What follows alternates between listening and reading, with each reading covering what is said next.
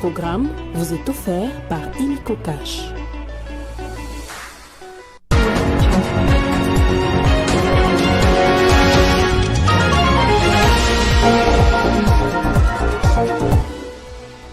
Naufrage sur le lac Kivu, 13 corps récemment repêchés ont été inhumés à Minova, au sud Kivu.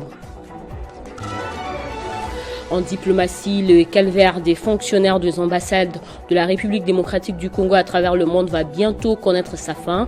Le gouvernement congolais veut lancer l'identification biométrique des diplomates pour l'amélioration de leurs conditions de travail. Madame, Messieurs, c'est l'heure du journal sur Télé 50. Bienvenue à tous. 13 corps des victimes du naufrage du bateau MV Merdi, repêchés quelques jours après le drame, ont été inhumés à Minova, au sud Kivu, en présence du gouverneur du sud Kivu, le professeur Jean-Jacques Poroussi, qui, au passage, a annoncé que les enquêtes sont en cours pour identifier toute la lumière et que les responsables reprendront de leurs actes conformément à la loi. Il a remercié le président de la République, Félix Tshisekedi, pour avoir disponibilisé 5000 gilets de sauvetage et le bac de l'office de route sera mis en contribution. Reportage à Mani Joseph. Samedi 12 octobre 2024, journée lugubre couvrant de chagrin tous les territoires décalés au sud Kivu. 13 corps de personnes mortes dans le naufrage du bateau MV Merdi sont arrivés à Minova, en provenance de Goma au nord Kivu. Compatissant, le gouverneur des Sud Kivu, le professeur Jean-Jacques Poroussi Sadiki, les a précédés quelques heures plus tôt, accompagné de certains membres du gouvernement provincial qu'il dirige, des députés nationaux, tout comme provinciaux, et d'autres personnalités venues de Kinshasa. Avant leur mise en terre, une messe de requiem a été dite, occasion pour différentes personnalités de prendre la parole, implorant la grâce divine pour le repos éternel de ces hommes et femmes décédés dans cette tragédie qui restera à jamais dans les cœurs des Sud Kivusiens. À son tour, celui qu'on appelle affectueusement ici Papa Social, le professeur Jean-Jacques Poroussi Sadiki, a présenté ses condoléances à la population de Calais en général et aux familles éplorées en particulier. Poursuivant son oraison funèbre, le gouverneur des provinces, Jean-Jacques Poroussi Sadiki, a annoncé que le président de la République, Félix-Antoine Tshisekedi, a octroyé 5000 gilets de sauvetage et disponibilisé les bacs pour lutter contre les cas de naufrage sur le lac Kivu. Il a surtout insisté sur la ferme volonté du gouvernement central de réhabiliter la route nationale numéro 2 pour rendre fluide la circulation par voie terrestre entre les deux provinces. Le président de la République, Félix-Antoine Tshilombo, nous a intimé la décision d'arrêter tous ceux qui sont responsables de cette tragédie. Et je tenais aussi à dire que je reviens ici spécialement demain pour maintenant rencontrer les familles, organiser l'assistance à ces familles et identifier les autres familles dont les corps sont encore en dessous de l'eau. On va identifier ces familles afin de savoir comment nous allons organiser l'appui et l'accompagnement de ces familles éplorées. Le gouverneur des provinces, Jean-Jacques Poroussi Sadiki, a rassuré ses administrés que toutes les familles des victimes seront identifiées et recevront une assistance. En justice, le parquet général près la Cour de cassation a lancé une vaste opération de recherche sur les évadés du centre pénitentiaire et de rééducation de Kinshasa. Dans une note de service rendu public, le procureur général près la Cour de cassation, Firmin Vondé, a instruit les procureurs généraux des cours d'appel de Matete et de Gombe d'activer tous les mécanismes de droit pour rechercher les évadés, les arrêter et les traduire devant les juridictions compétentes. Il a dit au micro de Bob Ambongo. 48 heures au niveau du parquet, ou plutôt du tribunal de grande instance de Kinkole. Ce dernier tribunal vient de condamner à la peine capitale un certain Tchouloulou, alias Kagame.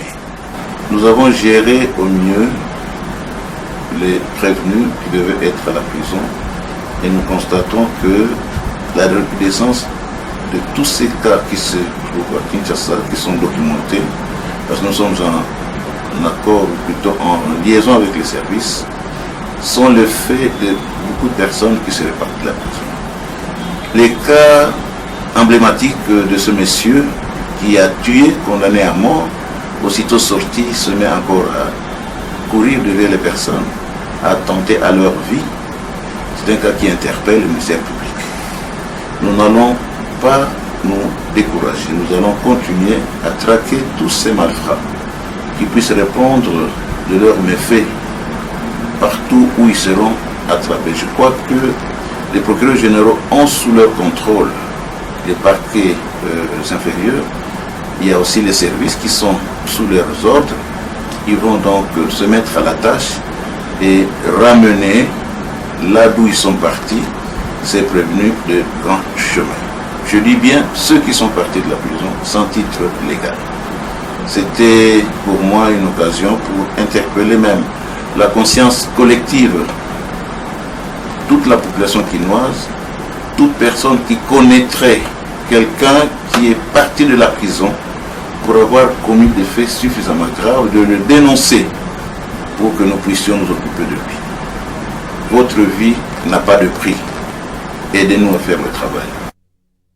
Lancement imminent de l'opération de l'identification biométrique des diplomates en poste dans les ambassades. Le vice-premier ministre en charge de la fonction publique, Jean-Pierre Liaou, a conféré avec la ministre d'État, ministre des Affaires étrangères, plusieurs autres questions en rapport avec la gestion de carrière des fonctionnaires œuvrant dans ce secteur a été à l'ordre du jour.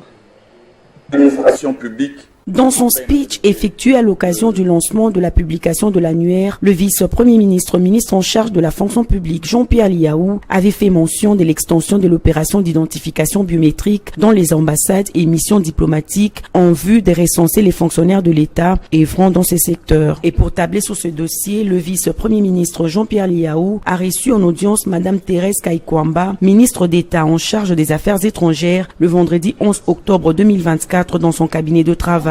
Au centre de leurs échanges figuraient plusieurs questions en rapport avec la gestion des carrières des fonctionnaires de l'État, de l'administration des affaires étrangères. Nous sommes penchés sur des questions très importantes, à savoir les conditions de travail de nos fonctionnaires et de nos diplomates, mais aussi les questions liées au renforcement de capacités, au processus interne au niveau de nos ambassades et de notre centrale, comment les rendre plus efficaces. Le ministère des Affaires étrangères a justement la particularité d'avoir des fonctionnaires en République démocratique du Congo, mais aussi en dehors de la République démocratique du Congo. Dans ce cadre-là, nous avons justement discuté de quand est-ce que nous pouvons cibler cette identification biométrique des diplomates qui servent dans nos missions et dans nos postes diplomatiques, et identifier déjà quelques missions prioritaires sur lesquelles nous allons nous pencher. Le rajeunissement qualitatif et compétitif figure parmi les assignations du chef de l'État au ministère de la fonction publique. Matérialisant cela, le vice-premier ministre Jean-Pierre Liaou s'active pour le renforcement des capacités des formateurs de l'ENA et des passerelles de collaboration ont été établies avec l'université Senghor d'Alexandrie en Égypte pour l'organisation des sessions de formation continue.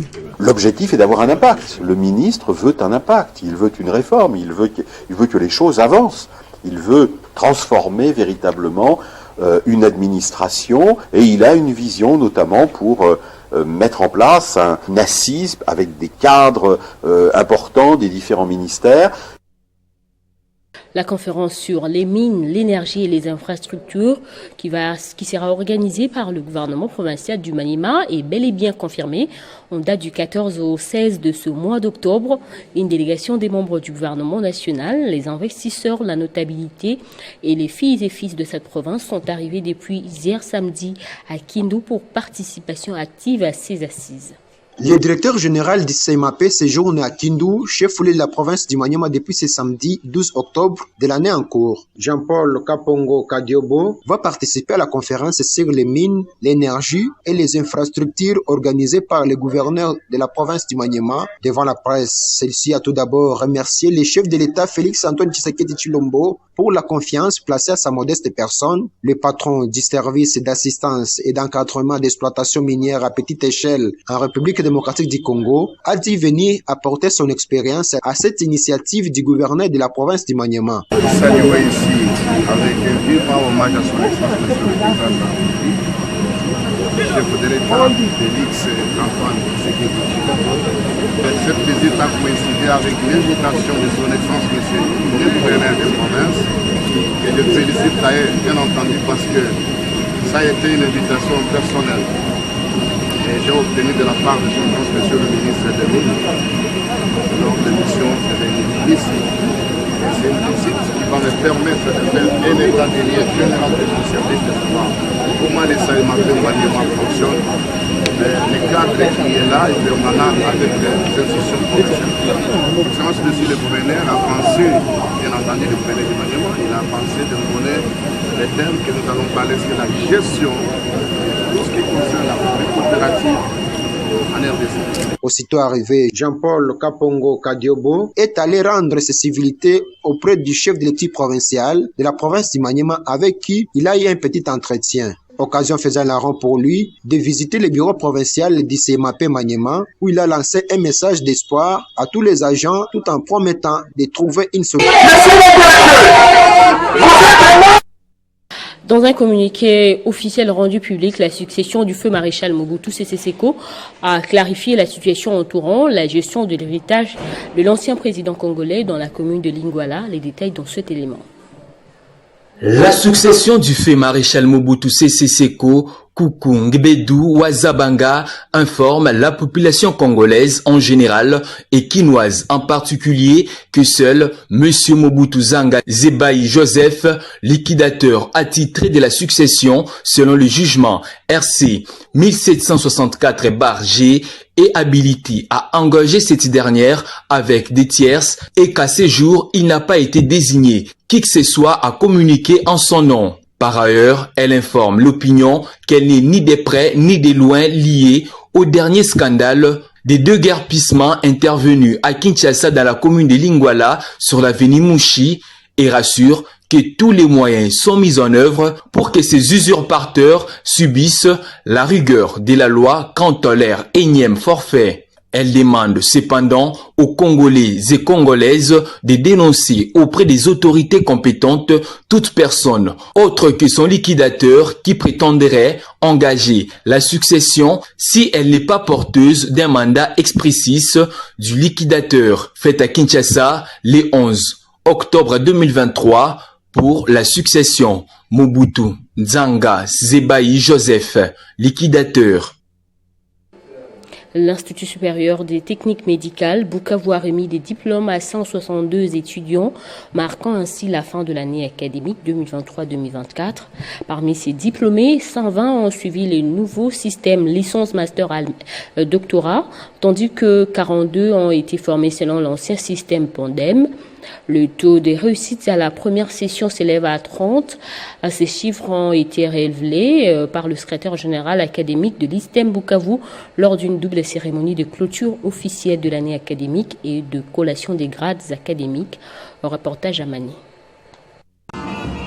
Des centaines de lauréats des diverses filières vêtus des toges blanches ont reçu leur diplôme sous les applaudissements de milliers d'invités, dont la ministre provinciale de l'Éducation représentant le gouverneur empêché. Ces lauréats ont exprimé leur gratitude envers l'ISTEM Bukavu pour la formation des qualités reçues et ont promis de mettre en pratique les connaissances acquises dans leur future carrière professionnelle. Prenons la parole, le directeur général de l'ISTEM Bukavu, professeur Kassigwa Christophe, a encouragé les nouveaux diplômés à intégrer les sciences, l'invention et l'innovation dans leur parcours professionnel. Il a également prêché l'esprit entrepreneurial, soulignant l'importance de l'autonomie et de la contribution à la société congolaise. Le professeur Kassigwa a profité de l'occasion pour inviter les diplômés du secondaire à s'inscrire à l'ISTEM Bukavu tout en mettant en lumière les réalisations de son comité de gestion au cours de l'année écoulée. L'ISTEM Bukavu a acquis un nouveau bus coaster affecté au transport des étudiants. Des travaux de maçonnerie ont été réalisés, plus particulièrement la tuyauterie du dortoir des filles, le plaquage des carreaux dans les toilettes, la connexion permanente en Wi-Fi. L'année académique 2023-2024 a également vu l'ouverture du programme de master complémentaire dans cette filière, dont l'anesthésie et la sage-femme, renforçant ainsi l'offre des formations de l'ISTEM Bukavu. Avec ces nouvelles initiatives, l'ISTEM Bukavu continue de se positionner comme un pilier de l'enseignement supérieur en sciences médicales en RDC, formant de cadres compétents et prêts à relever les défis du secteur de la santé. Place au rappel des titres. Naufrage sur le lac Kivu, 13 corps récemment repêchés ont été inhumés à Minova au sud Kivu. En diplomatie, le calvaire de fonctionnaires affectés aux ambassades de la République démocratique du Congo à travers le monde va bientôt connaître sa fin. Le gouvernement veut lancer l'identification biométrique des diplomates pour l'amélioration de leurs conditions de travail. C'est la fin de ce journal. Merci à vous tous de l'avoir suivi.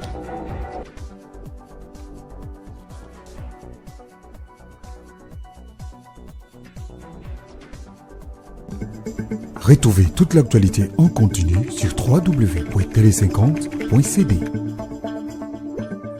Ce programme vous a été offert par Illico Cash.